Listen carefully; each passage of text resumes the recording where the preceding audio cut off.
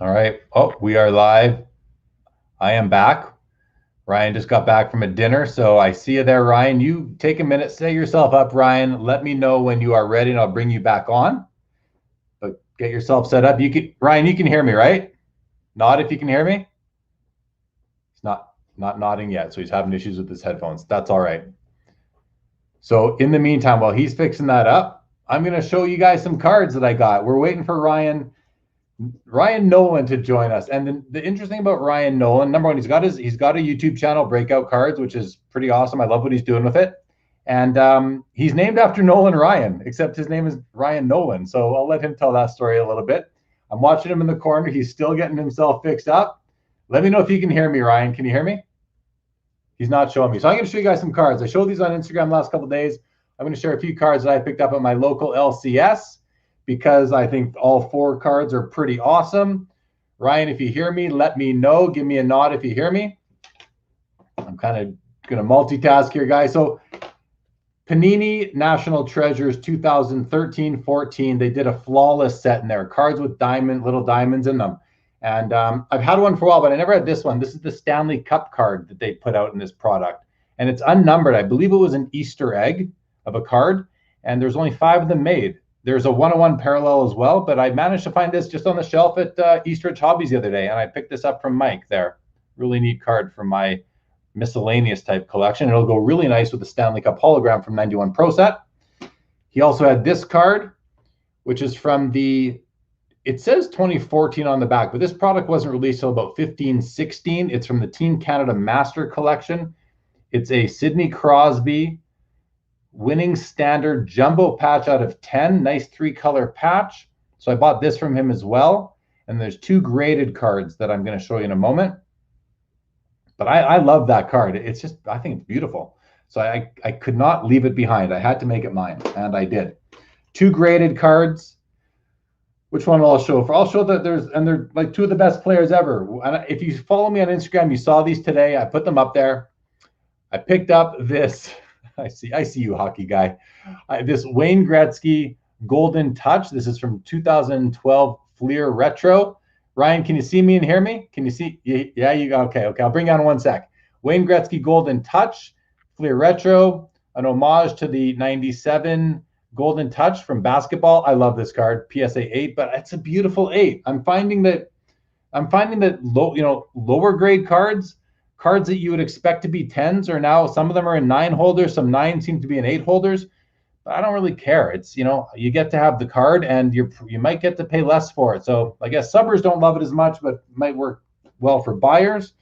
And then I also picked up this one, the Mario Lemieux Essential Credentials Future.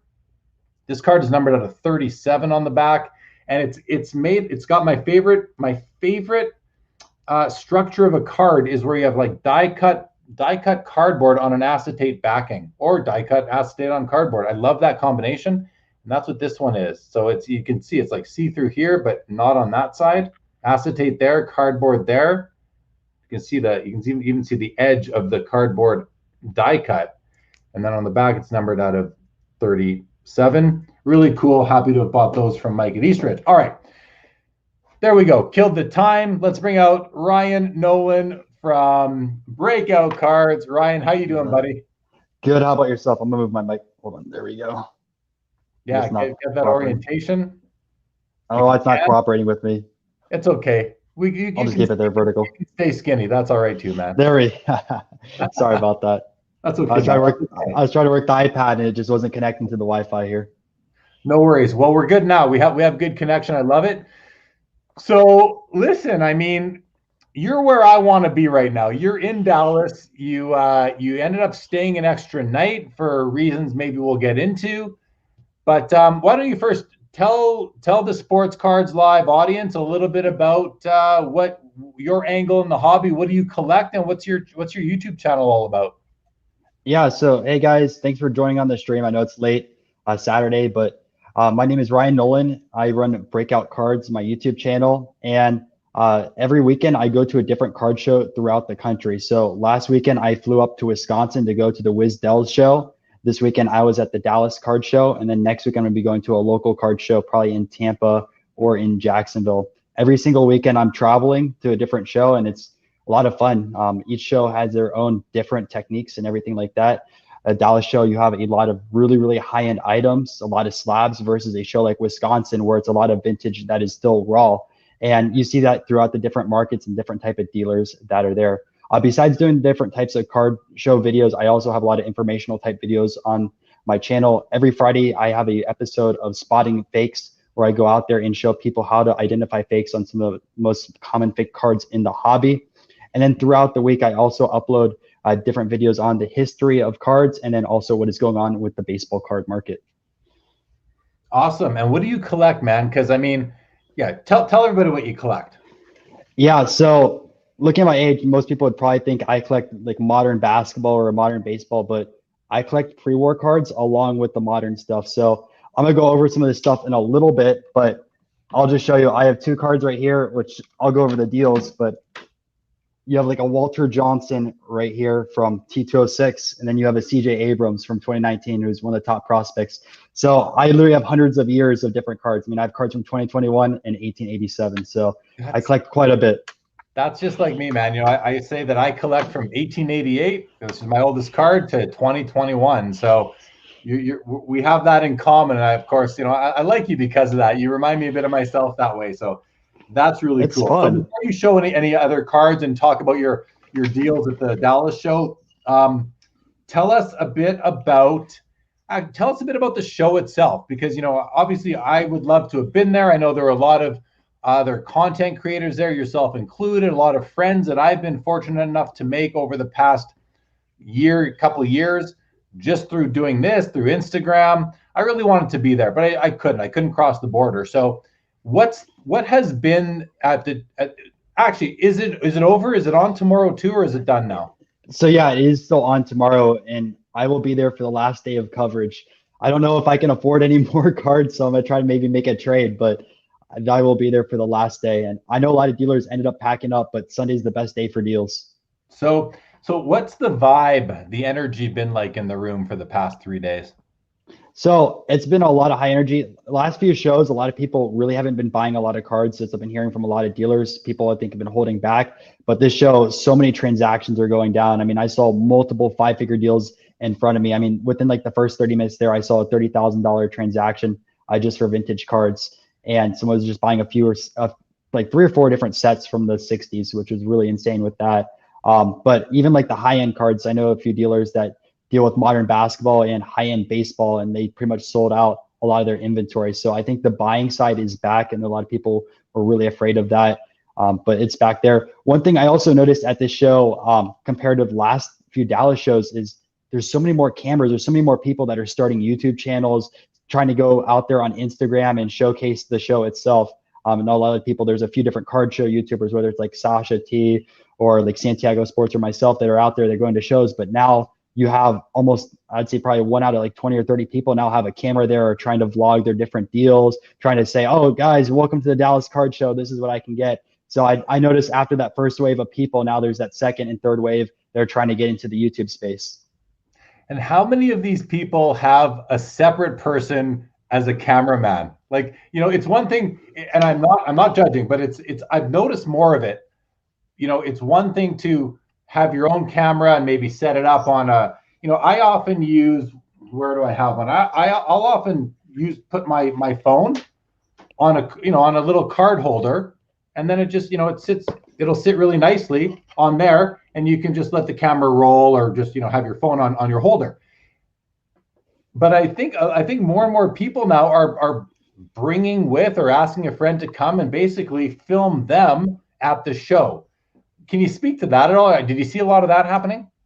Yeah, so with the more established YouTubers, I see that happening with a lot of the people that have, let's say, 5 or 10,000 subscribers have additional cameramen. And there's even one YouTuber that had only like 500 subs, and they had like a film studio set up. They had someone with like the huge microphone walking around. They had a whole sound guy and everything. And I was asking about their channel, and they had like 300 subs. I was like, my God, you're doing this production quality that away. And that was gonna be their first card show video. So I'm noticing that happening a lot. For me personally, I like doing it as a vlog style. If I have someone else helping me out, I appreciate it. But I like doing that first person point of view, showing everyone like, all right, this is me right here. I don't have a camera guy, and then showing the POV of me making those transactions at that time. Yeah, for sure. Okay, let's go to some comments and then we're going to get into something else. This was a comment from me going live in a minute. We were a little bit behind. Yes, sorry guys. What? It's okay, buddy. But why would I show my own comment? It's just silly, Jeremy. It's just been silly. Okay, Matthew Jones, thank you. But I was actually talking to Ryan. But that's okay. I appreciate it, Matt. You've been very helpful tonight too, Matthew. You're much appreciated. Hockey guy says Jeremy about to show off his Vince Neil rookie card. No, those were hockey cards tonight, there, Chris. But thank you. He knows I do have a Vince Neil card too. Dennis, glad to have you back. Terry, thank you for the Stanley Cup card compliment. Thank you, MMA, on the Crosby. What Crosby? I don't even know what Crosby you showed. This one. That's a sick patch right there. The Team Canada Master Collection. At Wisconsin, you should saw this guy's display. He had a bunch of the Cup RPAs of Crosby and Ovechkin. He had the one-of-one logo vans of Ovechkin, and I was just sitting there. I was like, my God, I have never seen that nice of a hockey collection. I know that's Anthony Swiatek he's there with his boys. He's been doing the show for about 10, 12 years now, and he's a friend of mine. I've known him for a long time, and I've seen his cards, and one of his Crosbys he bought from me several years ago. So really, I've known Anthony for a while. Collection SML Team Can't thank you. Yeah, very underrated for sure. And the set that this came out of, you had to buy. It was one of those wooden boxes for like $2,000, where you get the whole base set, you get the whole jersey set, and then you get some hits as well. And this would have been one of the extra hits. So I was just happy to be able to get it loose and not have to open up that $2,000 box. Although nowadays $2,000 is what a normal hobby box goes for. So it's much more palatable now than before. Hello, Sports Cards Review. Chris says, buy the card, not the grade when it's rare. Yeah, when it's rare, even like this is a 9, which is a pretty high grade for credentials, but like out of 37, it doesn't matter what the grade is, really. Just buy the card. You don't have many chances to get it. Our guy Joe Perot, Big Train Portrait, one of my favorites, the Matthew, absolutely, the Walter Johnson, very much. Peeps, good evening to you. Billy J, great, thank you. You're welcome, Pete. Billy J, thanks for joining. Ben Carlos in the house, everybody. Missed the headliner, made it to the after party. Great to have you, Ben. Had fun on your pre-show earlier tonight. Terry Fortune says that's Anthony with that you were talking about. Willie T, any love for hockey cards at the Dallas show? Great question. What can you tell us about that, Ryan? Honestly, there was only like 2 display cases with hockey. It was very, very minimal. One guy that had hockey had a bunch of hockey, mostly slabs with a lot of young guns with there. But that was about it. I actually saw a lot more at the Wisdell show. But again, that was farther up north compared to Dallas. Yeah, exactly.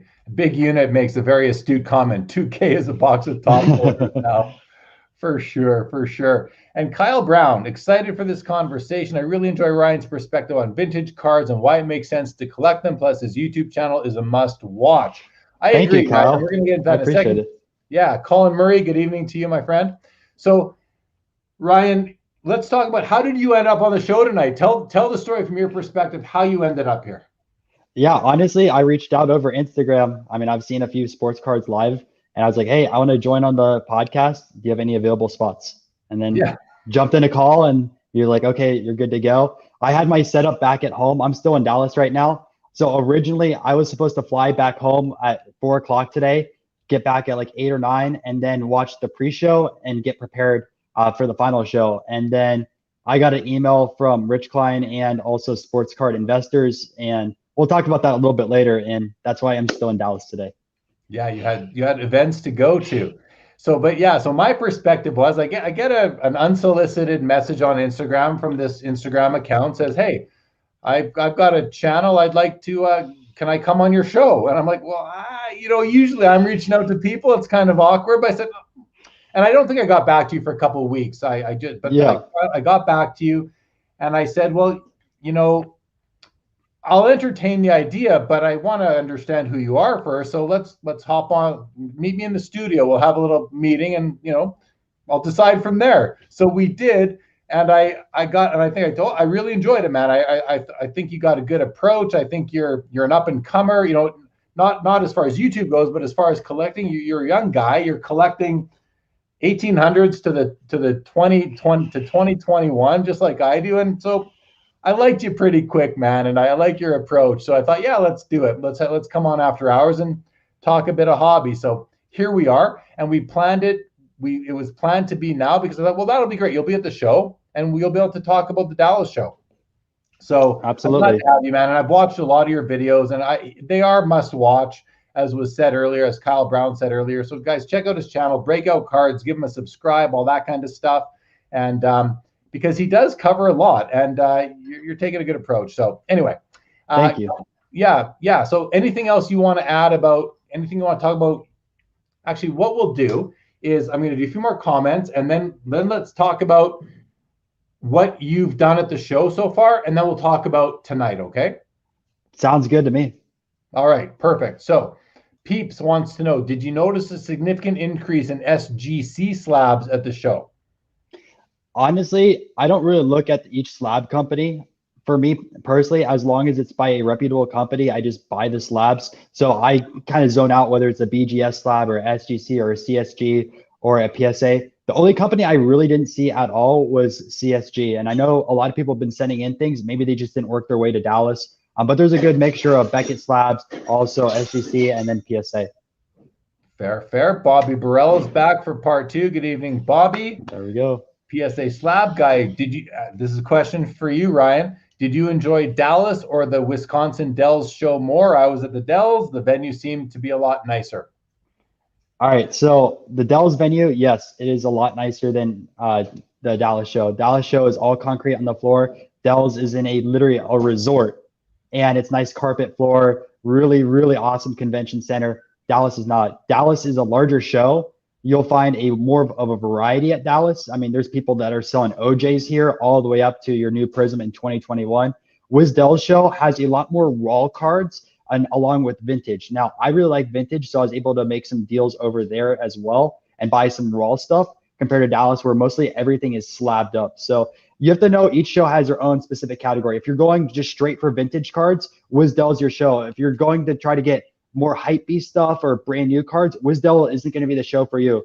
Sasha T and also a few of my other friends that sell like really, really high-end modern stuff didn't do well at the show because those people aren't there. They aren't going to go out there and spend $40,000 on some Kobe autograph. They're there to buy more vintage cards, and that's the market in Wisconsin. However, in Dallas, these type of deals go down. This is the type of stuff that you see on Instagram and everything like that. There's less of a vintage presence, but you can still work in trades. You can still go after modern stuff, and that's where it really comes in, having a big PC and not focusing on just one thing. You go into a show and only focus on one specific sport or one specific type of card, you're not going to find stuff. But if you broaden your PC and say, hey, look, I collect stuff vintage. I collect cricket cards or basketball cards or football cards, along with new modern stuff. You're always going to find things at the shows. And the dealers really make the shows. And both shows had a ton of dealers, a lot of stuff there, and a lot of fun with that. So you kind of glossed over what is the most important thing about the Wisdell shows. And I wasn't there, and I didn't know about this, but the fact that there's carpet on the floor, that will save you at a card show. Is that not a huge differentiator? It is because like I have a really heavy backpack. I filled up with slabs. I don't have those walking slab cases yet. And over time, especially walking on the concrete, my legs and feet get really sore because I just keep walking laps. And I'm sure if I loaded up my GPS watch, like I probably walked a few miles at least around that. But the carpet dampens your step, and you feel so much better at the end of the day. I know it's such a minor detail, but having a carpet at a show really makes a big difference, especially as you stand all day long. I mean, most people, when you're trying to buy, you aren't sitting down. Dealers can sit down, but as a buyer, if you just keep walking laps, you get tired after a while. Yeah, guy, he's right. One of the biggest pieces of advice when you go to a card show is wear good shoes, the best shoes you can, whether it's the National, the Expo, or the Dallas show. You need good shoes because you're doing a lot of walking and you're walking on concrete. They're always in rooms with hard floors. And even after that first day, your knees and your feet will ache. So when you said carpet at the Wisconsin Dells show, that was nice. That's a huge perk for a card show to have. Definitely. I will say also, I didn't get a chance to see it, but Wisdell's show also has like a small like themed adventure park there and a water park. So if you're looking for other activities, or if you want to bring your family and still go to the card show, which I know a lot of dealers have family members that sometimes travel with them or not, Wisdel's that type of show, because you can hang out at the water park after the show or on another free day, and there's things to do around there. There's so many different resorts around in the area.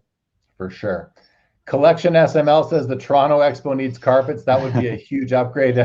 It would certainly be a huge upgrade, but you wouldn't believe how expensive it is to put carpet in there, because you can't just bring your own, right? You have to, it has to be done through the facilities company, and they charge an arm and a leg for carpet in there. You can pay to have, I think you can pay to have carpet at your booth for the weekend, but it's not like $10, and you're not even owning it. It's like $100 or something crazy like that. So imagine trying to carpet the whole place. But I agree, it would help a lot. Colin Murray, who's a Toronto Expo regular, says, after the Expo in Toronto, I can't walk for days. Steve, we need carpet. He brings his own. If you live there, maybe you can bring, I guess you can bring your own to your booth, but it's not like you can, it's not like Steve could just go to, I don't know, go to IKEA, buy carpet and put it down the aisles. Maybe he could, I'm not sure, but yeah. That's an upgrade right there. I know my buddy Amit, who I set up next to at the Expo, he brings like those foam floors that you'll see in like kids' playroom sort of thing. Oh, that's and so good. Give me a couple for my booth, because I'm not going to fly with them, and they're very helpful for sure. And hold on, okay, there we go, Facebook user. But I want to click this one. Andy Max says, hockey cards are the best kept secret. I'm in the States and I'm buying them up. That's awesome. I agree with that. Gretzky, Howe, Lemieux, Maurice Richard. Here's another question for you, Ryan, from MMA Rookie Cards. Sure. Did you notice any UFC MMA cards at Dallas or in Wisconsin? Yes. So I noticed a ton of the brand new UFC Prism. I didn't see much of the 2011, 2012, like those first years of tops, which makes me realize the pop reports on these first UFC sets are going to be really low. I think Panini printed a ton of the UFC Prism, and I know a lot of people are going to say, oh, it's a first-year Prism to go after that. But if you're going after these UFC and MMA cards, go after those early tops ones if you're going after the modern guys. If not, go out with other stuff like that in the past. Joe Perot, who or what was hot in Dallas? So this is a great question, because what was the, the word is already out there that there was very little big money being spent. Everybody wanted to trade. That's the word I'm hearing from all the content that I've been consuming over these last couple of days from Dallas, because I've got Dallas Card Show FOMO, and so I've been trying to live through everybody else. But what was hot there? Number one hot card right now was Wander Franco. So the Rays just traded their shortstop, I think it was to Milwaukee, and there's an opening now infield. Now the Rays ended up calling up another minor leaguer. I don't remember his name on top of my head, which is sad because I'm a Tampa Bay Rays fan. But they ended up calling up someone else. But now that means Wander Franco is on the radar. He's really, really close to be called up. So there's people out there buying as many Wander Franco cards as possible, because if you go back and see what happened with Jared Kelenic, his cards went up 50% overnight as soon as he got called up, which is insane to think about how much hype there is. I mean, it's like the documentaries or someone inducting to the Hall of Fame. Now in baseball card market, which makes no sense, by the way, I don't endorse this, the cards of a first Bowman go up 50% overnight just because someone goes and starts playing in the major leagues instead of the minor leagues. Now, on the basketball side of things, I heard a lot of people are buying Ja Morant.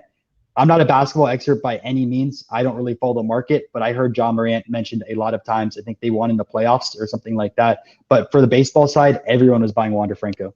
What about from a vintage perspective? Not vintage as much as just retired players. Was Michael Jordan hot? Was Kobe Bryant hot? Any retired football players? Who was the hot non-active player at the show? I'd probably still say Kobe. In fact, there's dealers that ended up buying fake Kobe autos and had a whole dispute over that, which is kind of interesting because I was at their table when that ended up happening. But people were always trying to trade their different Kobe autos for different ones like that, and there's money flowing around with that. Right on. Peep says tape carpet to your shoes. Yeah. If you're going to, at that point, just go buy like, I don't know, there's got to be a pair of sneakers out there that are like, that have like this thick, like 4-inch cushion under them or something. Yeah, I was going to say, you can buy cushion inserts for your shoes. And then do that. Was it Dr. Scholl or something like that? I like this, Andy Mac, bring your own carpet. Yeah, for sure. Here's a question, PSA Slab Guy. How much of a police presence was there at the Dallas show? Yeah, so there's like 3 or 4 police officers at the front, and some of them ended up walking across the floor. The same thing was with the Wisconsin show. Wisconsin had security and police officers running around, and also the Miami show did as well. I really like that. I know in the past a lot of shows didn't have police, and I always question that because these guys are bringing in millions of dollars worth of cards, and there's no security, there's no police officers, so it makes me wonder, like, whatever happens at a show, like if there's a robbery or anything like that, or people trying to sell really, really bad counterfeit cards, what's the police going to do? But I can say that there's police officers there. Maybe there should be a little bit more police officers than 3 or 4, but there was police there. Yeah, good to hear. And Daniel Busby says, was there a lot of Tom Brady stuff? I think there was a lot of Tom Brady stuff in there. I mean, I'm not the biggest Tom Brady fan when I collect, so when I go through the collections, I'm not looking for a Tom Brady card right away, but I did notice a lot of them in showcases. Cool, cool. All right, Tyler joins for I think for the first time. Tyler, so I always watch this show on Restream. Thank you very much. Appreciate you watching whenever you do, Tyler. Had to tune in live for my first time when I saw Ryan from Breakout Cards is going to be on. Love their channel and the things they are doing in the hobby. Ryan, man, thank you, Tyler.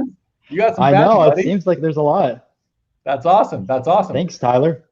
Fire Sports Cards, how you doing? Good, thank you. How are you? Says hello to Ryan. Also, I appreciate his passion for vintage cards and his knowledge in the hobby. You know, like, how old are you, Ryan? I turned 23 this year. So you're a young guy, and I mean, I've watched your videos ever since we had our first meeting. I've watched your videos, and I know that you really you appreciate it not just for the collectible, but for what it represents in history and the players as well. Like, it's really cool. And you're going to show us some of your pickups. So why don't we do that now? Why don't you show us some of the pickups you've made over in Dallas? Oh, absolutely. So I'm going to go over the stories of these as well. Let me actually grab a few other cards before I go. And I'm going to show you some of the cards I traded for because we're talking about trading. And if you guys are new to card shows, take advantage of trading. You can use cards that you have for leverage, and then you don't have to use as much cash. And it's a good way, instead of selling a card and then having FOMO, like, oh man, I sold my card, it went up. And you trade for another card, and if that card goes up as well, you're like, awesome, I just traded in exchange. So let me grab a few cards real quick, and then I'll do that. I have them under here, under this box. Hold on a second. It's funny how, go ahead, Ryan. It's funny how kind of obvious that is, what he just said, but how necessary it is to say it again, I think that's great advice. Big Unit reminds everybody, hit the like button. I appreciate that. I appreciate the first part of that sentence, Big Unit. Support the content. That's really nice, man. Thank you so much. 100% agree with that. I got a few more. Yeah, go ahead. Pull out a few cards. Let's see what you've got to share. Absolutely.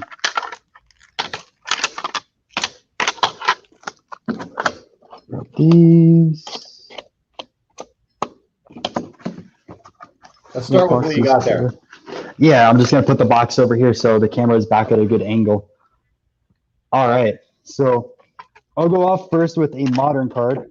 So a lot of people avoid boxes and just go showcase shopping. And if you're pressed for time, I agree with that decision. But if you have extra time at the show and you're not doing anything, please go through your boxes because you never know the stuff you find. So this right here is a Max Scherzer from 2008 Stadium Club. Don't know how well it's going to show up on the camera over here. Go a bit higher just for my benefit because I can't. Yeah, thank you. Is that better there? Yeah, I mean it's small, but it's okay. You don't have to. Hold on. There we go. Yeah, that's cool. Sorry. Now this is the unnumbered parallel as a PSA 9. There's a pop, I think, of 15 or 20 of these. So it's a very, very rare card. It was in a $15 box. Scherzer's going to hit 3,000 strikeouts this year. The card price is going to continue to rise. He's a lock in the Hall of Fame. And it costs $25 a slab. So you're talking about a low pop Scherzer rookie under the price of even grading a card. Go through these bargain boxes because you can find things like this. And that's not just the slab bargain boxes. Like even going through the singles bargain boxes, like you can find $20 cards in a dollar box. And what I do is I leverage these $20 cards to trade into bigger items. And I'm going to show you guys some of that stuff at the very end. Another card I picked up right here. So this is my first George Sisler. This is from 1928. I'm going to show this to these. It's a dirty slab. You can see this right here. But I got a really good deal on it. Another very, very low pop. I think this is from Ice Hold it higher. There you go. Thank you. That's nice. It's a Harrington's. Nice, yeah, so that's, again, a very low pop card. I ended up paying $100 for it, but it's my first Sisler. Sisler doesn't have any T206 cards as well as I'm aware, and any Gaudies. So he's kind of those in-between years where everything's kind of low pop. So I was happy to grab my first Sisler with that.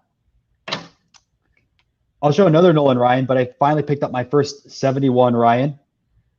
This was an SGC slab. So someone was asked about SGC. It looks like I already picked up 2 right here. So they're prevalent with that. So 71 Ryan, you can't go wrong when you find those.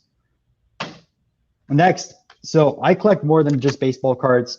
I've been getting a lot into boxing, and I couldn't pass these up when I saw them, especially at the grades. So these are 1936 and 837, which are some of the first years of Joe Louis, one of the best boxers of all time.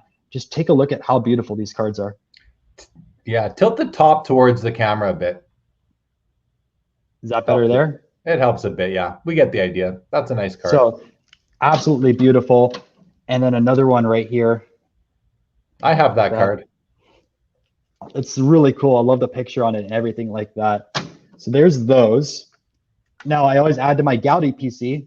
So I picked up the Mel Ott, which was a huge one for me because I picked up the Jimmy Fox and I needed the Mel Ott as well. They're both rookies in that set. Really nice, sharp looking 3, and I just love the image of it. The early 500 home run guy, one of the best power hitters of all time. Super underappreciated if you think about it, because people chase players with over 100 WAR, players with 500 home runs, really great statistics. And Mel Ott was one of those. Somehow didn't win an MVP award, I believe, but if you look at all his stats, he really should have in some of those years. And then my other cards right here before the trades, a Jim Catfish Hunter as an 8. A lot of people are not going to buy this card just because there's a BVG label. They'll say, oh, it's not PSA. I'm going to pass on this card. This card has 4 sharp corners. It's a little off-centered, but it's a 65, presents as an 8. You're going to tell me you're not going to buy a card just because it's in a BVG case? I don't understand that point of collecting. You're buying the card, you're not buying the grade. And as long as it's a reputable company, you know the card inside is most likely real. Still double check, of course, but most likely. Yeah. Most likely. Yeah. So those are some of the singles right there, some of the highlights. Now, I wanted to go over some of the trades that I made. And we talked about trading is a great way to get cards. So the first trade I ended up doing, I have my notes right here, is I picked up a Nolan Ryan BVG 6 rookie card. And I ended up upgrading my BVG 4. So let me go over all the details with it and the 2 cards that I picked up. So right here is the card itself. You can see it is nicely centered on that one right here. Back's a little off-centered, but a little off-center left to right, but yeah, whatever. It still presents really well. It's a 68. So beautiful card. And then in this deal also, I got a CJ Abrams button autograph from Leaf. And I'm high on CJ Abrams. Looking at all his advanced stats, looking at his scouting reports, I think he definitely is a top 5 prospect. And he's going through a good system with the Padres. They've done extremely well. So if you pick up a modern card, I flipped them for a second. Modern card right here and a vintage card in the deal. So here's what I ended up trading. So I got the Nolan Ryan 6. I ended up giving up my Nolan Ryan BVG 4, a Jimmy Fox PSA 2 that had a mark on it, the MK qualifier, and $275 cash. I was able to upgrade for that. The Fox I had upgraded, and you had upgraded your Jimmy Fox at Wisdells, so that card became dispensable to you. Exactly. And I originally had $450 into the Jimmy Fox. I had $550 into it. So I had $1,250 into this deal. And you get a Nolan Ryan 6, and you also get a CJ Abrams button autograph.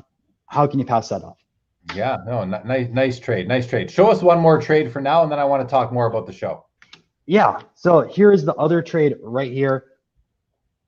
So Walter Johnson. So absolutely beautiful card. You guys can see it right here.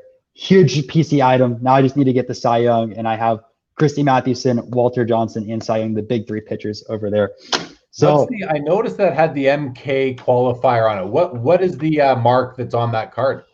So it actually is a stamp on the back. You can see it right over here. And what happens with a lot of these early tobacco cards and Gaudy cards, so dealers in the 70s and a little bit earlier used to stamp their cards before there was cases for them. So like your penny slaves and your plastics, those didn't exist back then. So dealers, what they would do is you take a stamp and stamp these cards and have their names on them or anything like this. So this one right here says Clemens. So obviously some Clemens dealer way back in the 70s had a stamp on that card. And that's the best way to identify it back then. So personally for me, it doesn't take away from the grade. I know some people are going to say, oh, it has a qualifier on it, I'm not going to pay as much. But it's a part of history if you look at the card collection side of things. So I agree, man. I agree. So for this Walter Johnson, I actually traded cards that I picked up the last 2 days and ended up flipping for it. I think I had about $700 in total between actually, yeah, $700 total between the cash I paid and the cards listed down below. And again, going through bargain boxes, looking at showcases and making trades to work my way up to this card. I just didn't go up here and pay for it right away. So I ended up giving $400 cash. I had a 67 Rose, which is a PSA 6. I had a second year Acuna Purple Refractor. I had a Acuna Chrome Update PSA 10. I had a 64 Unitas PSA 8, and then a 58 Pee Wee Reese PSA 8. So I used those cards right there, and then the $400 cash, and I was able to get a Walter Johnson. Sounds like you accomplished your goals. I did. Now the only one I need to still get is a Cy Young, but my bank account does not want to do that right now. So I'm gonna make that a goal for another video. So you mentioned that you do a card show every weekend. So I mean, obviously traveling isn't cheap. Traveling costs money. You need to be able to get away. What are you a student? Have you started a career? Where are you at in your life?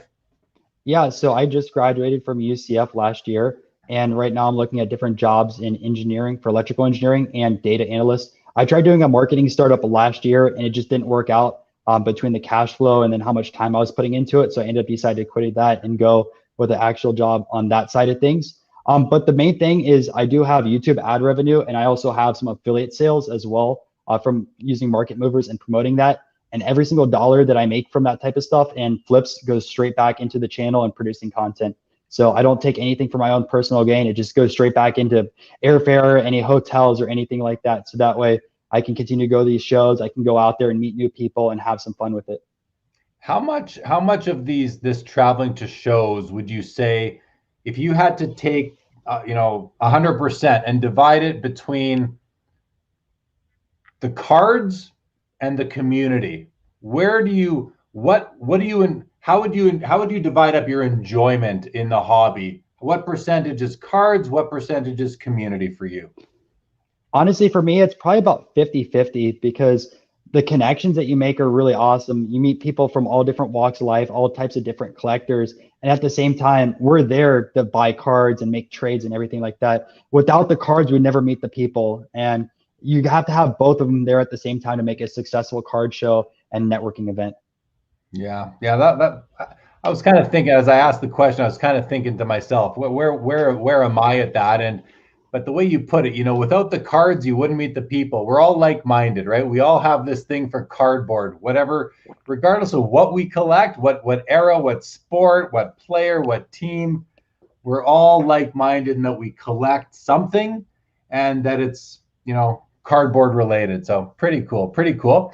MMA says, Joe Lewis, holy crap, great pickup, vintage boxing champions, way undervalued.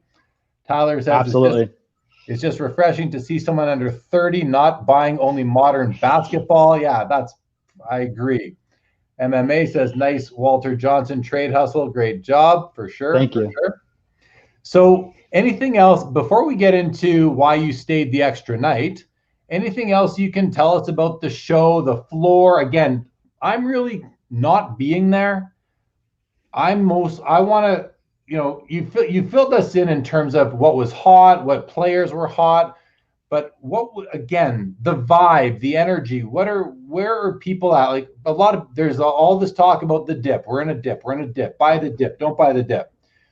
What was the vibe like? What was the energy? How are people feeling about the hobby in terms of your perspective in Dallas this weekend? Yeah, so the biggest concern I heard from a lot of people is the PSA backlog once that gets cleared. They're wondering what's going to happen to the modern slabs since already they're dipping. And now you're talking about more slabs hitting the market. People are going to want to liquidate cards, especially if they have any losses. So you're talking about an absolute flood of the market when PSA starts releasing these cards, because they have 5 to 10 million cards in the backlog. Obviously not all are modern, but at the same time, if I would guess, I'd probably at least say 60-70% are people that just pull a card from a pack and send it straight to PSA. So there's a lot of people wondering with that, trying to liquidate base cards and go after things that are very, very low pop, because the low pop stuff is rare in that sense that of something, there's only 50 of these or only 100 of these. There's going to be someone out there that would rather prefer that over a base. So that's the biggest concern I've heard across the floor. Another thing which was kind of cool at Dallas, which I did bring up, is there's a few live podcasts there as well. So they had 137, I think the company name is. And then there's another podcast that you're on every once in a while, Rich Klein's podcast. Hobby Hotline. Hobby Hotline. So there's 8 people for Hobby Hotline today. They also had Kyle, the guy who runs the show, on there as well to celebrate his birthday. And it was really cool having everyone there seeing it live with that. So you had that on the floor. Well, let me ask you, was there like, because I watched that. I watched Hobby Hotline this morning, but I couldn't see the other side of the camera. Were there people watching them broadcast the show? Was there any sort of audience, or was it just people would walk by and they'd be doing it? Just walk by and they'd be doing it. Yeah. The other thing which I found really interesting in the show as well, another thing I didn't bring up, is now there's a lot more pre-grading companies and then like post-grading companies. So there's like 4 or 5 tables now that will quote unquote pre-grade your cards. Don't know their grading experience or anything like that. And then there's companies now that will grade a PSA slab or a Beckett slab. So not only you're paying for a PSA or Beckett to grade your slab, now someone's paying $50 to $100 for a sticker on top of your slab. So there's now double grading, or triple grading, I should say. You're pre-grading, your normal grading, and now you're post-grading. So kind of interesting on that perspective. And there's still a lot of people that say, oh, don't get it encased in that plastic cardboard, or plastic coffin, it's horrible. Yet there's people that are now triple grading their cards, which is kind of funny. And so what can you tell us about the the Dallas show, the hobby sort of sentiment on all the new up and coming grading companies? Obviously, we've got PSA, Beckett, SGC. What did you hear any talk? Are people favorable towards HGA, CSG? There's a grading company with the X in the name now. There's a few other Pure Graded X, I think it's called. Some others. What was the vibe like with respect to these up and coming grading companies? So yeah, I actually didn't really see many slabs of the up and coming companies, and it really depends on the demographic. So a lot of the younger people are going to be like, oh, you know, these companies are so cool because they have colors all over the slabs. Let me get an HGA slab. I trust them.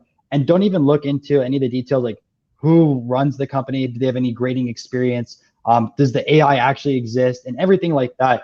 But then there's older people that collect vintage and have been in the hobby for a long time that go, I'm only going to trust your standard companies, your PSA, your BGS, your SGC, and now CSG, because they got the Beckett graders there. The 2 top graders from Beckett apparently moved over to CSG, so they have those credentials there. But we don't know the credentials of all these companies, all these mom and pop grading companies. I mean, you have HGA, you have, I don't know, the one with like the X in the name, and probably like 4 or 5 others. What grading experience do they have? Are they just slapping labels on a card saying, oh, this card looks nice, I'm going to give it a 10? Or are they actually analyzing the card? Are they putting it through machines? Are they making sure it's not altered, trimming, and many other things that PSA and all these other top grading companies do? So I find it really fascinating from that perspective. I hear you, man. I've uttered very similar, if not the exact same words in the past. And eBay. So eBay recently mixed up their categories, and what I find, I think this is across the board, but I can no longer search by sport.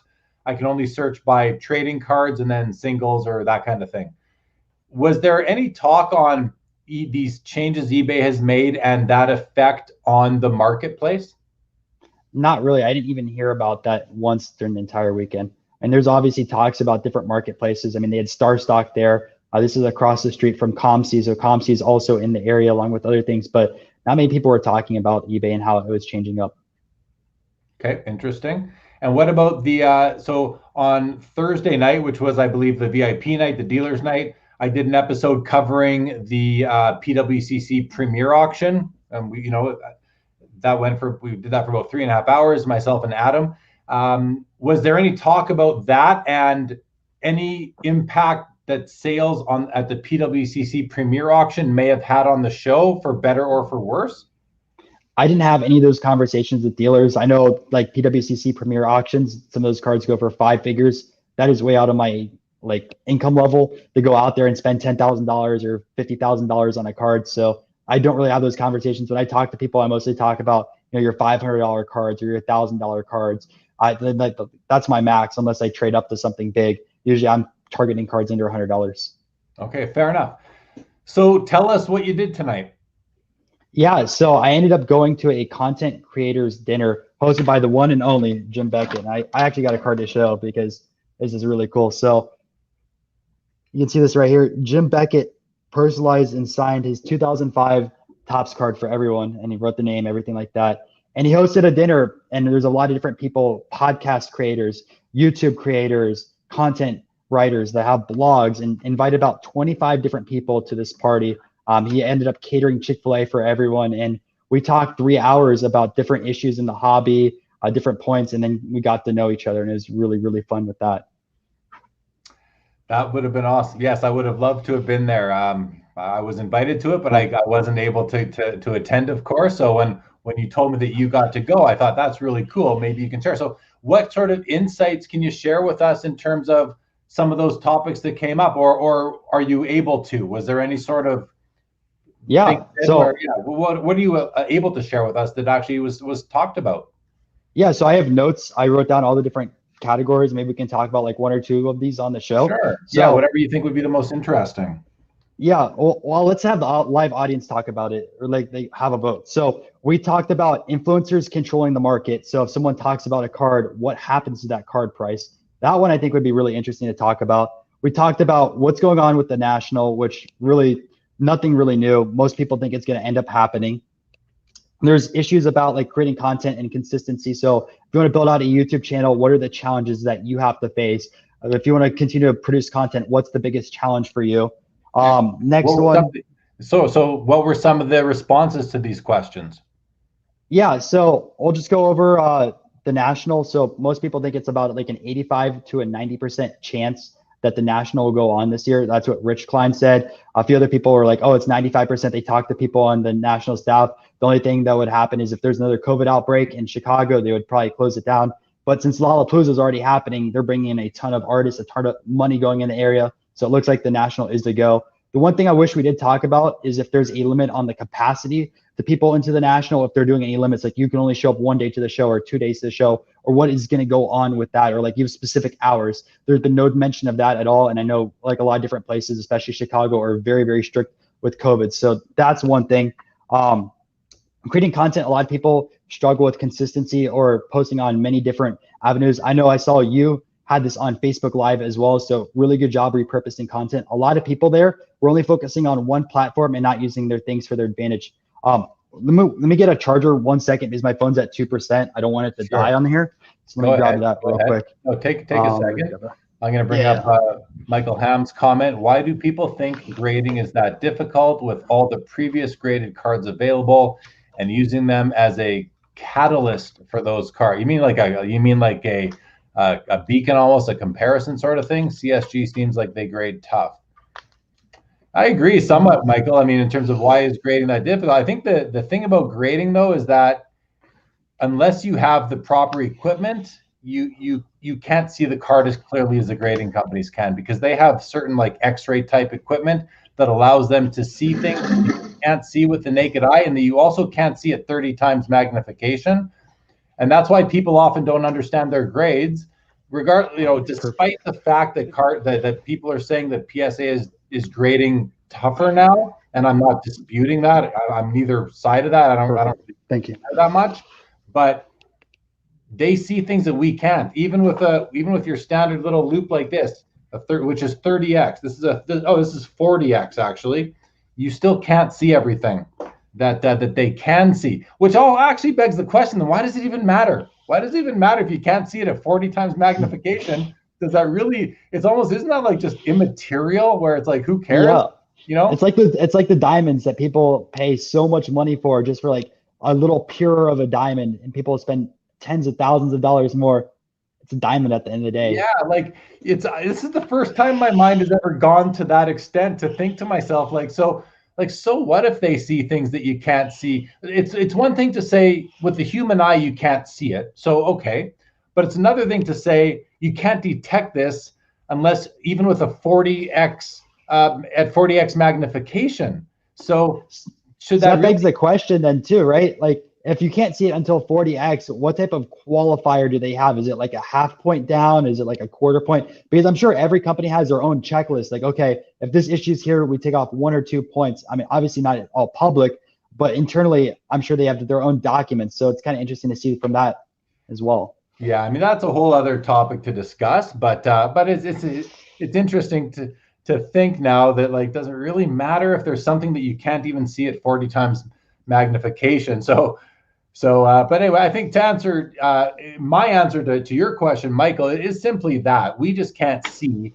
what you can see with certain equipment. So, okay, you were what were you were talking about something before you had to go recharge your phone or get your charger. Yeah, so I was talking a little bit about content struggles for most creators and consistency with that. So we're talking about different ways with that. Another topic that came across was I do want to. I'll bring that back to the end. There's two of them I want to really talk about, and the other one is models for pricing. So whether there's like specific multipliers for it, or if like the market's random with that, and how different people or companies come up with formulas for pricing cards, and then figuring out in the future like an analyst type data quantifying with that. So I found that kind of interesting. Beckett didn't tell their official way that they price cards. They did talk about their way in the 90s and 80s before eBay was around, that they would send reps around the country and go to card shows and take all that data. And then James Beckett pretty much compiled the data, since he had a background in stats, and then figure out, okay, this is what the price on everything is. I know nowadays everyone goes by eBay comps, but Beckett says they don't use just eBay comps. They look at a few other things as well. So they wouldn't talk about their formula for comps, but they said it's a little bit interesting with that. And was there someone from Beckett, the current company, at the show at the dinner tonight? There was. Was it Eric? Was it Eric Norton? I believe it was Eric. Yeah. And was there? So you mentioned data tools a little bit. So I know that the Card Ladder team was there, and was and the Market Movers team as well. Is that correct? So yeah, funny enough, they sat on opposite ends of the whole room. So the Market Movers sat on one side with all the YouTubers, and then Card Ladder sat on the other side with all the podcasters, which I found kind of interesting. Interesting. Yeah. Yeah. How? So there were only 25 people?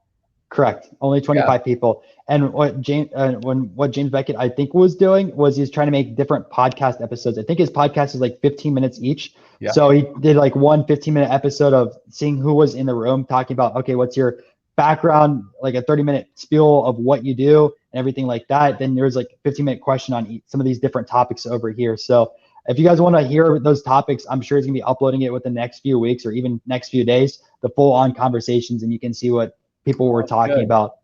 But I do want to talk about a few of the other things on here a little bit more in detail. Sure. So that's over here. The one thing that I think we could easily have an hour conversation on, but is keeping people in the hobby, especially new ones that are getting in here and are getting burned because they bought at the peak, or just because of following what a YouTuber says with investments, which went into another thing, talking about like honesty, and talking about like influencers controlling the price of specific cards in the hobby. So I do want to talk about the influencer controls, and then keeping people in the hobby, because they go kind of back and forth. Please.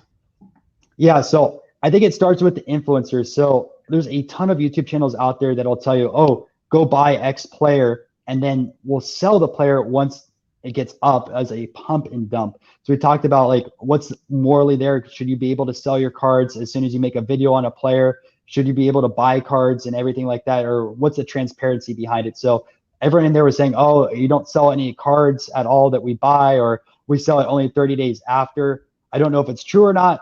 So that's up to them if they're being honest or not with that. But there is a few other YouTubers that were mentioned by name that go out there and sell the things as soon as they talk about it. And for example, right, we look at the 1991 Jordan baseball quote unquote rookie that exploded overnight. A card that was like a $5 card in anyone's $5 box, and overnight it became a $50 card raw. Makes no sense, but it was pump and dump by a bunch of different YouTubers. And then if you look at the 2001 Tiger Woods Upper Deck rookie card, which I got to say, thank you for the pump and dump, because I traded that for a Bob Gibson rookie. Thank you, whoever pumped that up. But that card literally overnight went from a $1 box card to over $100 raw. It makes no sense. So we're talking about that side of things. And then talking about what happens to the people that spend the $100 on that Tiger Woods card, and now it goes down to $20 or $30. Are they going to quit the hobby now because they lost all that money because of a pump and dump? So are the YouTubers responsible for people leaving the hobby because they're pumping up cards and then selling the cards and leaving that out? Or what should be the moral responsibility? And like, at least on my, oh, go ahead. Yeah. So is it, you're using the term YouTubers quite a bit. Is it YouTubers exclusive, or is it Instagrammers as well, Twitterers? Yeah, so it's more than just YouTuber. I'm just saying YouTubers because I build a lot more YouTube content, but there's YouTubers, there's podcast people, there's people that have Discord groups which will have all their members buy up cards or shill bid expensive cards so they go up really high and not even pay for auctions. I mean, there's Facebook groups that do the same exact thing. The biggest thing is be careful with these scams, people pumping up these card prices without doing any research into the player or their statistics. Yeah. Okay, what do you got next? Let me go over there.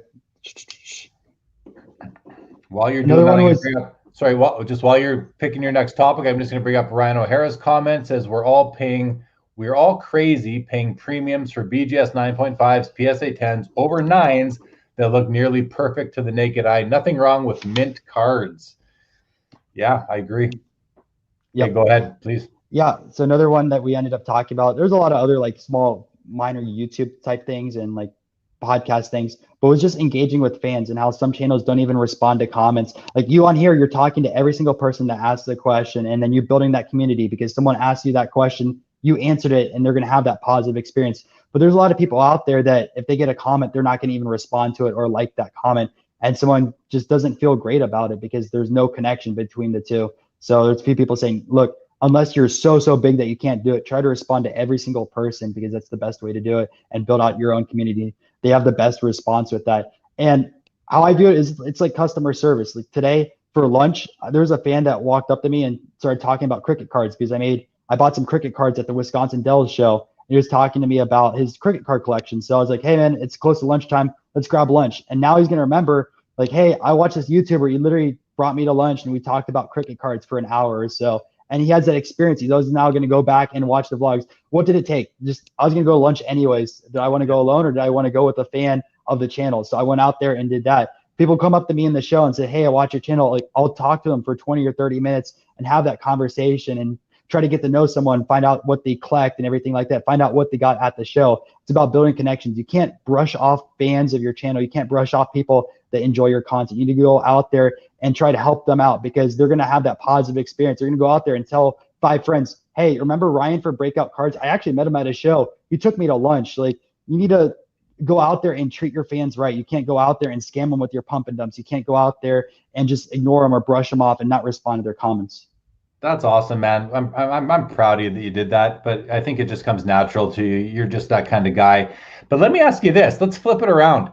All the talk about, fans of shows and YouTube channels, was there any talk about how to handle negativity or people that attack other content creators? Yeah, so there was one, and it was saying just go out there and respond to the hater and try to come with a compromise or anything like that. And I read a book on customer service. I think it's called Hug Your Haters. Gary Vee and a few other people, entrepreneurs, recommended that book as a good read. And it talks about from the customer service model that even your haters, if you treat them with kindness and try to see from their perspective why they're hating your content, and you say, hey, I understand your concern. This is what happened over here. You can turn that interaction around. Sometimes the people that hate on your videos are your core fans. And if you attack them, like someone says, I don't like this video. Sorry, man, this isn't for me. And then you go, oh, I hate you. You dislike this video. I'm never going to like you again, or block them from your channel. That person might have been a fan for the longest time. Now they hate you. And you're going to tell everyone, you know, Ryan Nolan from Breakout, I absolutely hate his content. Never subscribe to him, never watch his stuff. But if you go out there and say, hey, I understand your concern. What didn't you like from this content so I can improve from the future? They're going to go after it. Now, if there's someone that hates on multiple comments in a row and just obviously a troll, just block that account. You won't have to deal with them again. But if it's just one negative comment, try to come up with some type of compromise for that person, because you're going to turn someone that hates your content into someone that really likes your content and can change someone's whole mind within even like 30 seconds to maybe an hour after having that conversation. And sometimes it's not even changing them from hating your content. It's changing them from being close, and hate's such a strong word, and but it's almost changing them from hating your content to liking you as the person on the other side. And that's where you build your community and you build friendships and relationships if you ever do meet that person in person. You've earned a fan here tonight. Daniel Busby says that's why. Thank you, Daniel. Appreciate it. Hey, Daniel, I really appreciate it, man. Ryan, I'm going to go follow your channel after this. And of course, One of my biggest fans and someone I'm a huge fan of, Rodman Martinez, says Saturday Sports Cars Live. I'm always tuning in, Rodman. Hey, thanks, Rodman. Makes me feel good to know you're always there, Rodman. Shout out to Rodman. All right, man. So that's cool. I mean, this is really interesting. And again, I've been saying all weekend I've got this Dallas Card Show FOMO, and one of the biggest reasons was because I wasn't able to attend tonight's event, and I really, really would have loved to have been there because I've become friends with most of the people that are in that room. Probably, I would have to think, and it would have been great. They brought up your name like once or Really? twice as well. They're like Jeremy from Sports Card Live, and they talked about you for a second. So, Well, wow, that's what an honor. That's really nice. I'm humbled and happy and glad to hear that. Really cool. But yeah, it would have been awesome to be there and see everybody that I've met over the last year. And that's why I'm so curious about what went on at this event, this dinner, because I would have just loved to have been there so badly. But next time. Okay, let's see. I'm just checking out the comments. Nothing new. Anything else you can tell us from the dinner?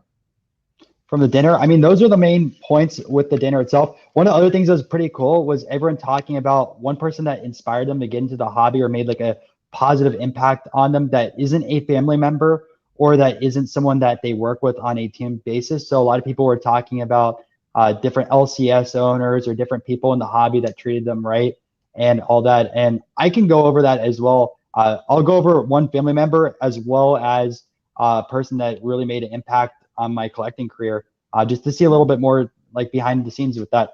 So I'll first say my dad got me into collecting. My dad owned a LCS in the 90s and ended up shutting it down. And then once I was born, like it was probably 2 or 3, started taking me to different card shows or flea markets or things like that because he got back into the hobby and wanted me to collect cards. He was using that as an excuse, of course, right? Oh, Ryan's collecting cards, so I have to go to this card show. So the best way to sneak back into the hobby, of course. So that's how I got into the hobby, and I really appreciate that because I've learned quite a lot over the years from my dad from that. But the one person probably that I've gotten a ton is I didn't go to an LCS as a kid. Instead I went to a flea market. So it's from the Tampa Bay area or Florida in general. I went to the Oldsmar flea market. I don't know exactly what's happening with the Oldsmar flea market now, if they're tearing it down or it's still around. But there's a dealer there, and like Mike the Greek. Don't know his last name, but that's what he always went by. And he had a bunch of boxes outside, like 10-cent cards and everything like that, quarter cards. And then inside he had all his like $5, $10 cards, everything like that. And I remember as a kid, I would always go through the quarter boxes and try to find the numbered cards or cool shiny cards, and you just give them to me for free because they're so inexpensive. But at the end of the day, like that got me into the hobby because I was used to go through these dime boxes, the quarter boxes, and pull out a stack of cards like this while my dad was inside buying some vintage cards or buying some singles of the players that were hot back then. And that really got me into the hobby because I'd go there once or twice a month and always learning about the new players coming in there, learning about the different brands, and learned a lot from that. So Mike was pretty much my first, not LCS, but the first like dealer I worked with for a very, very long time and made a ton of deals with that. And that's why I'm in the hobby.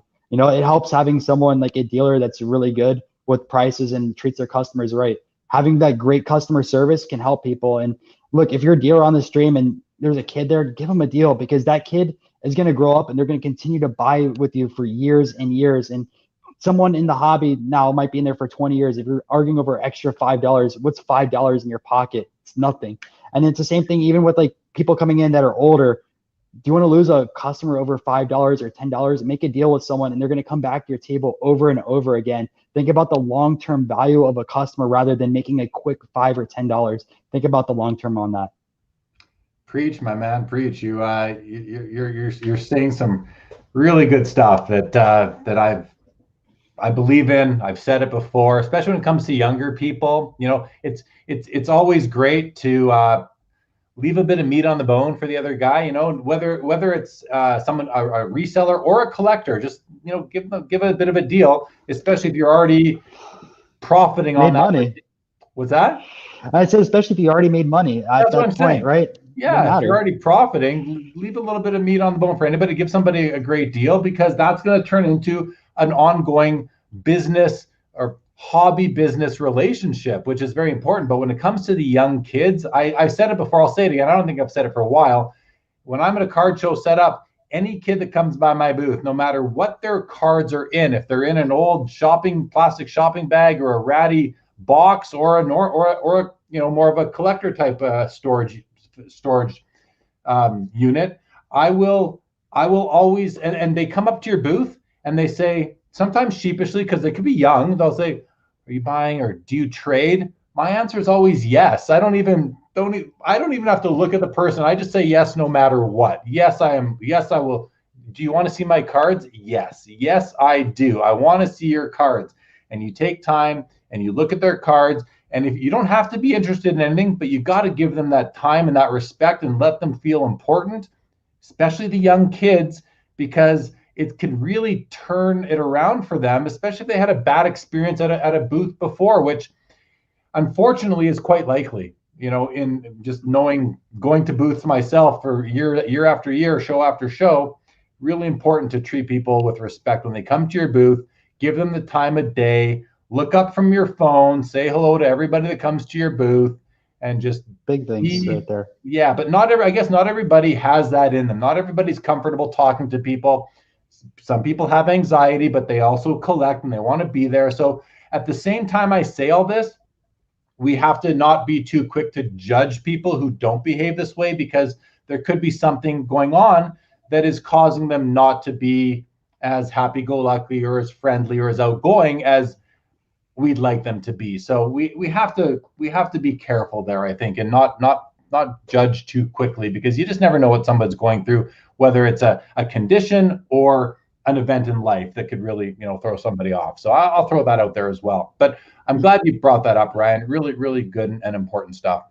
Yeah, and I'll give you another example of this. This is actually from the Wisdells. So the lady that runs the Wisdells show, we used to give deals to this kid. I don't remember the guy's name. He works with Sasha T and a few other West Coasters, but he's like 17 years old and just paid for a Tesla with $60K in cash just from cards. But he started off, like age 10 or 11, going to different dealers, handing them some cards. Can you buy my cards? And then she made deals and gave him money and everything like that. And now, age 16 or 17, he just bought a Tesla with cash. So it just shows you that if you treat people right, that can make a huge impact on a person. You don't know where that person's going to be in another 5 or 6 years. And they remember you like, hey, you're that dealer that helped me out when I was a kid. I really appreciate your business, and I'm going to continue to support you. And even if you don't see anything, right? Okay, I'm still going to buy your cards for $5 or $10 just to give you a bone. Yeah, for sure. Let's go to a few comments. Bobby Burrell says, great after hours. Ryan is rocking it. Yeah, bringing some great information. Thank you, Bobby. Perspectives. MMA says, chat board haters, I'm tired of it. They are rude, jealous. They don't respect your sympathy. Agree. Tyler, nothing rubs me the wrong way more than grumpy dealers who don't even look up at you when inquiring about a card in their showcase. Yeah, I hear it. And even what I just said before, but I've experienced where you go to the show year after year, that same dealer, you walk by, it's like, I'm looking in your showcase. I might drop 4 or 5 figures. Who knows? And you can never judge a book by its cover, right? Someone can come to your booth, dealer will look up, oh, this person's not dressed well. I'm not even gonna not gonna look back down. The next guy comes up, he's in a suit, looks up, oh, how can I help you? Like, that guy might have $10 to spend when the guy you just did might have 10,000 to spend. Like, people just, I don't know. So when you see that's discrimination in a way. Yeah, not a good practice at all. Andy Max says, this kid's been going to show his whole life. He's seen every angle there, wheel and deal, cha-ching. Fair. MMA, I think this is what I was just talking about. They are bad dressers. They look funny and smell. There are bad drivers. Don't try to save hours of your time. That's an interesting comment, because it's like you can turn around a hater at times who's not a hater. They just maybe they're frustrated. It's happened to me on this show a few times where somebody said something, I don't know, but I've turned people around before, and other people have just probably not come back. And that's fine. You're not going to win every single interaction that way, and nor do we have the time or energy to. But as a best practice, I'm with you still. MMA says, get haters out of the hobby, cultivate collectors with good attitudes. Yeah, I mean, I love the ones with good attitudes, and if you're a hater for the sake of being a hater, yeah, see you later. But if you're a hater because you you just don't you don't have complete information, or you had a bad day, we can work with you a little bit. Angie says, this is for Ryan. This is for Ryan. Is collecting hockey cards popular in the States? And quick question for you, Jeremy. Do you PC anything in hockey? So for you, how can, and I mean, you're in Florida. So we'll, you're going to kind of answer this from a Florida type perspective, but what do you see for hockey cards in Florida? There's only usually like one dealer at a show with hockey in Florida, maybe two, if that, at max. Most dealers won't even look at your hockey cards. They're like, oh, hockey, whatever.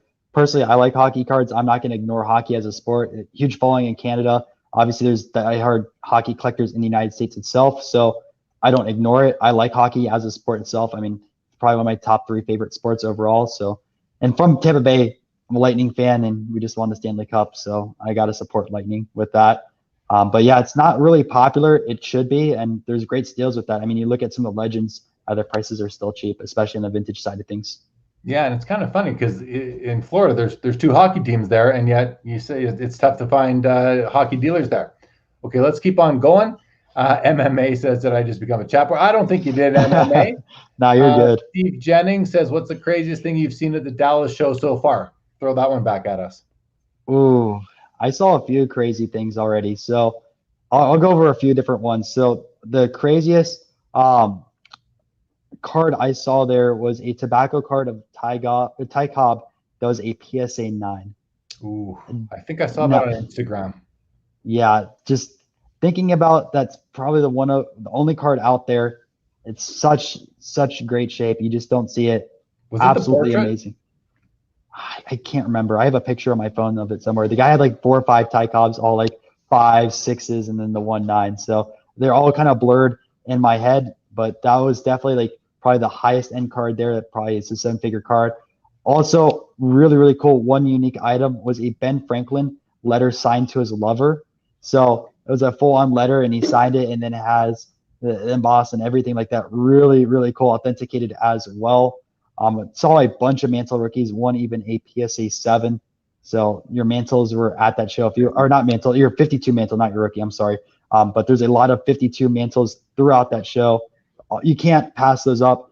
And then I think the guy's name is Bronco. It's the 1935 football card, one of the most expensive cards out there. Very low pop. Don't remember how to pronounce his last name. It's Bronco. It's Bronco Nagurski. But before you go on, I want to ask you about the Ty Cobb. Do you remember? Was it the red background, or the green background? Can you pull that out of your brain?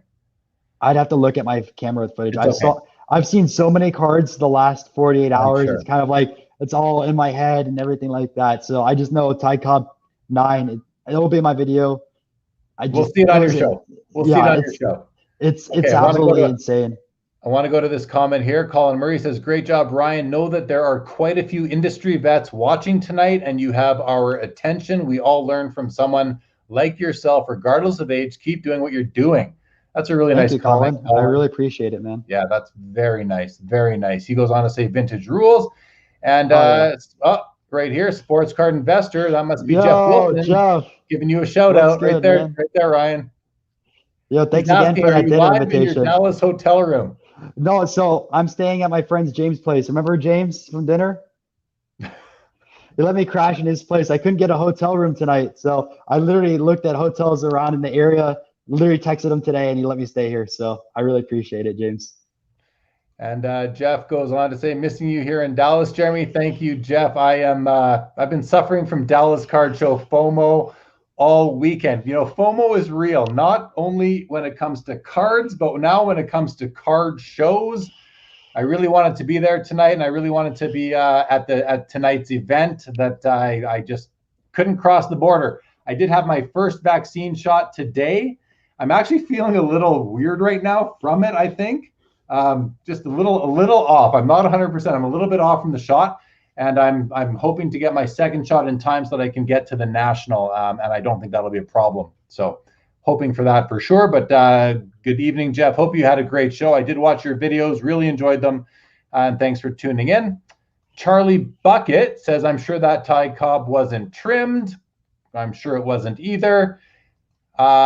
Mickey says, hi, sports card investor. Can't wait to meet you. Are you coming to Toronto? And to Jeff, I think Mickey's talking about the November in-person Toronto Expo. Well, I don't know the exact days, but it is on their website. It's going to be a 4-day show. I'll be there, Mickey. I'll be there for sure. And yeah, it'd be great if everybody in the room can come, for sure. November. I'm going to have to put that on my calendar. It's November in Toronto, just outside Toronto. It's actually right at the airport. It's a very convenient location. Yeah, definitely can't wait. Cannot wait for that. Jeff says, awesome that Ryan is so into older cards. He flashed a great Walter Johnson. Yeah, he showed it to us here tonight as well. Facebook user, I'll have to see who this is, says, Ryan, I'm inspired by a collecting expert who has the humility to state, I typically trade and buy cards below $100. Yeah, that's just, hey, but you know what? No need to flex when you can't lift the weight, right? Like, or you're just not lifting the weight type of thing. So nice modesty from you, Ryan. Thank you. Jeff says, that's awesome. Be great to meet up at the National. For sure, Jeff, for sure.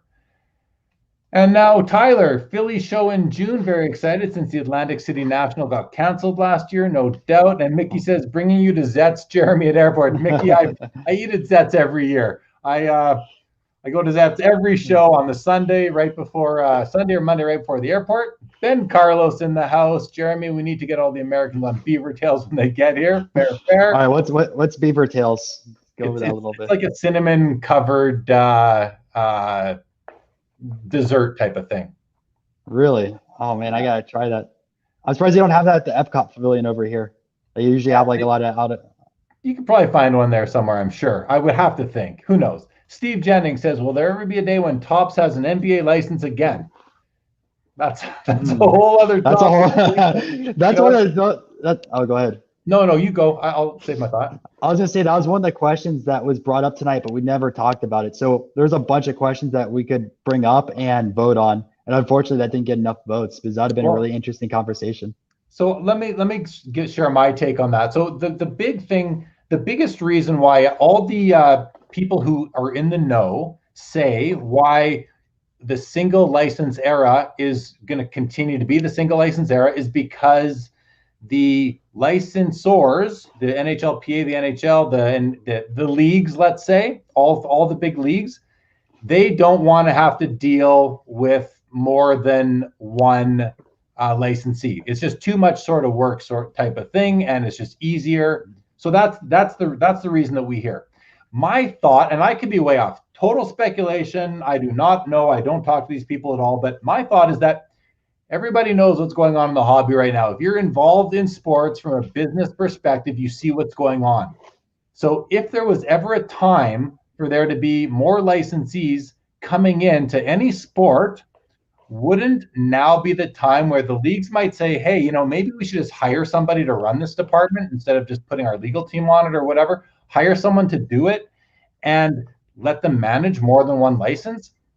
The money they could get from it would probably be enough to pay somebody and then some, because it's now worth more. So those are my thoughts. But the counterpoint to that is these things have terms, and the term might not be over in 2021 or 2020, 2021. So, you know, the Panini basketball license, I don't know when it ends, but it might not end until 2025. So it's a moot point until 2025. We'll see where the hobby's at then. So there's a few things going on there, but I think if there's ever been a time for it to happen, now or very soon would be the time. My thoughts. Going to go to a few more comments here, Ryan. Sounds good. Bobby Burrell says, keep it quiet on Zets. The lineups are getting longer every show, but those talk about an assembly line that moves people through and the food is good. And here, so the real Jeff Wilson, here's the pretend Jeff Wilson I was telling you about. That's them. Now you see who's imitating you. Yeah, I know. That's why I emailed you that time, Jeff, to make sure. Yeah, that is not the real Jeff Wilson. So to the pretend Jeff Wilson, I'm going to block you now. I'm going to block you from the channel because I just don't think it's cool that you're impersonating. Yeah, funny. Okay. So, I mean, listen, I'm good to wrap this up pretty soon, Ryan. Anything else you want to talk about to the chat? Any other comments, questions from you for Ryan, for myself? And remember, Ryan was at the Dallas show this weekend, had some really cool experiences. So let's take a few more minutes. We'll do about 10 more minutes. Just throw any comments out there. Ryan, let's go to you, though. Anything else you want to talk about? I mean, guys, shoot me some questions. Like it can be about anything. I'm free to talk about it. The other thing was the licensing between like Topps and then Panini for baseball and basketball. I kind of want to talk about that a little bit while there's some more questions. And so what I find really interesting is Panini's making the unlicensed baseball cards, and a lot of people completely ignore them. But then you look at cards like, or players like Juan Soto and their national treasures RPA, or even like their optic silvers or prism silvers are still going for a ton of money. Yet any other player below them, like a Soto Lobo or Acuna, they go for $1. So I think people at the very high end of investment are ignoring the no logo license and still buying those cards, but are ignoring all those middle tier and lower tier players for some reason. And it's kind of interesting from that perspective. I think Panini's still getting down that edge compared to Topps. Now, the one thing I don't know the whole legal agreements. I haven't read them over. Is why isn't Topps trying to go after the NBA stuff with unlicensed and compete with Panini? Does Panini have like the full on exclusive license where they can't even put the players' names on? Why didn't Topps get that originally and block Panini? So those are kind of my takes on that. I don't see the baseball one changing for a long time just because of Topps. I mean, they've been producing the cards since 1951.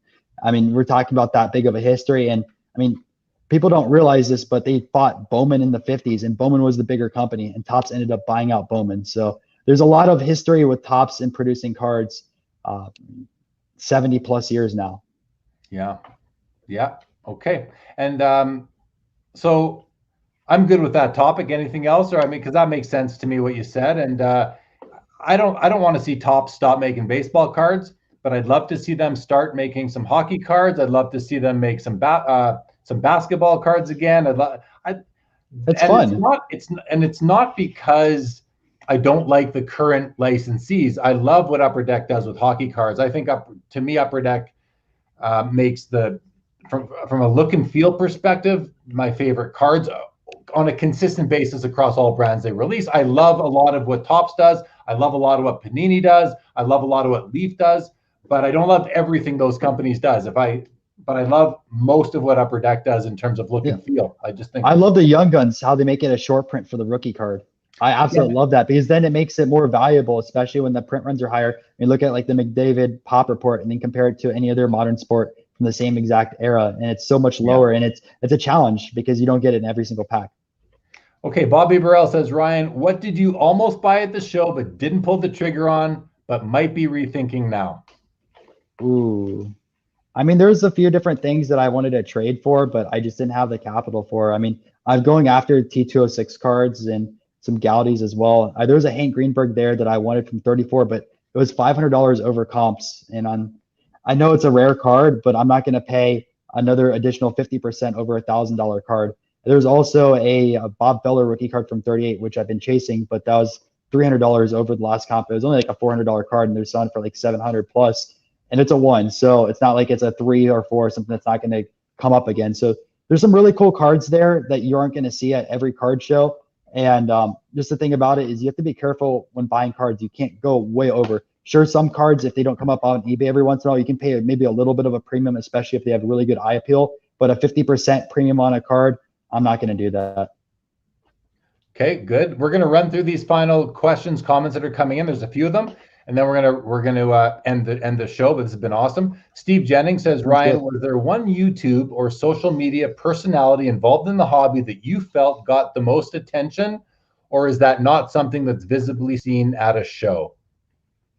Yeah, so sports card investors, Jeff's in here, and also Sasha T. I mean, that's what everyone talks about the show. Everyone tries to take pictures with both of them and always up there talking about them everywhere. Like, oh, did you see sports card investors at the show? Oh, did you see Sasha T? So those are the juggernauts right now at the Dallas Card Show.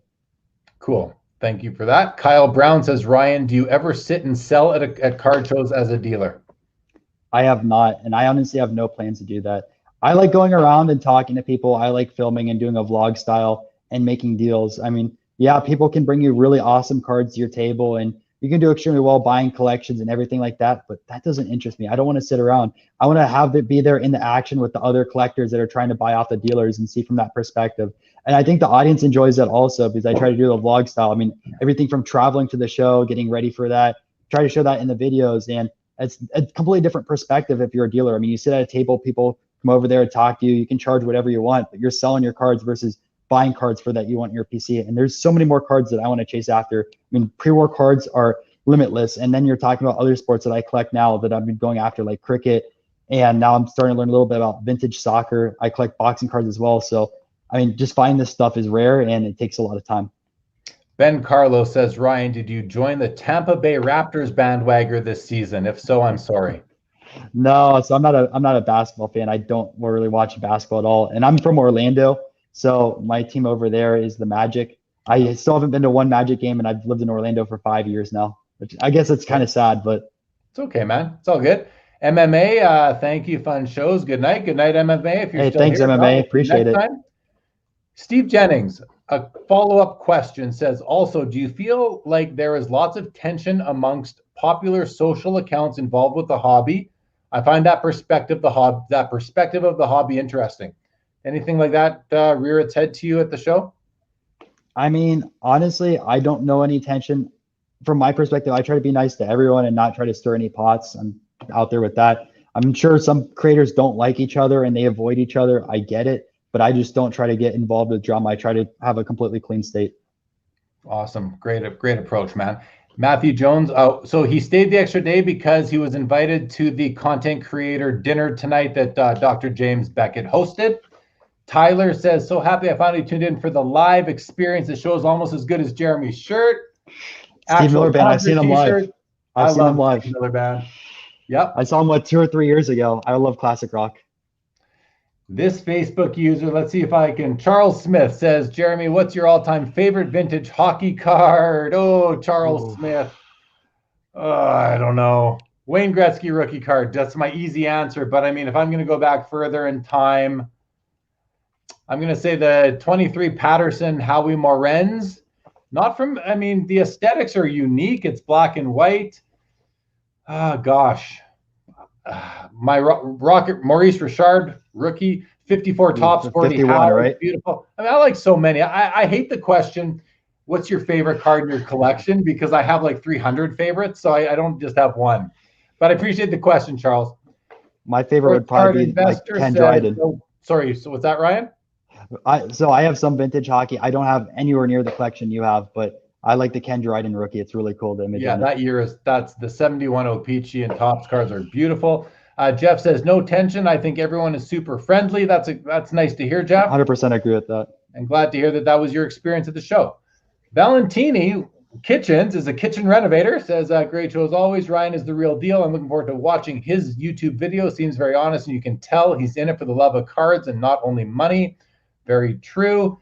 Can I ask what you guys think of what's going on with modern basketball market hitting the lowest point? Will the playoffs start an uptrend? Thanks, guys.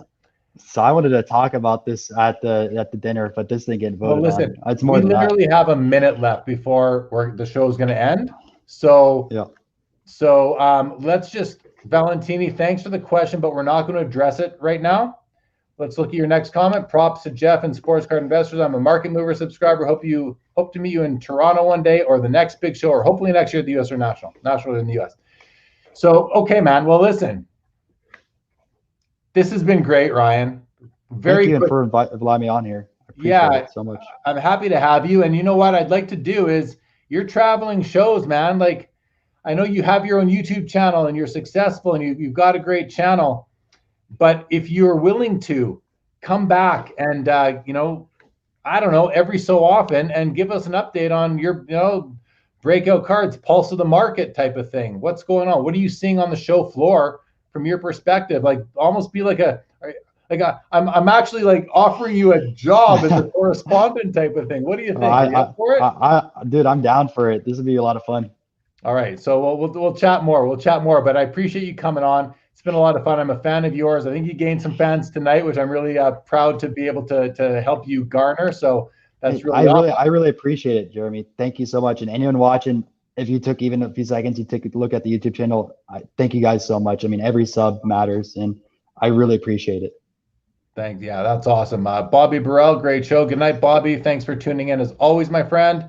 Big Unit, thanks. Yeah, you're welcome, Big Unit. Thanks for tuning in. Thank you, guys.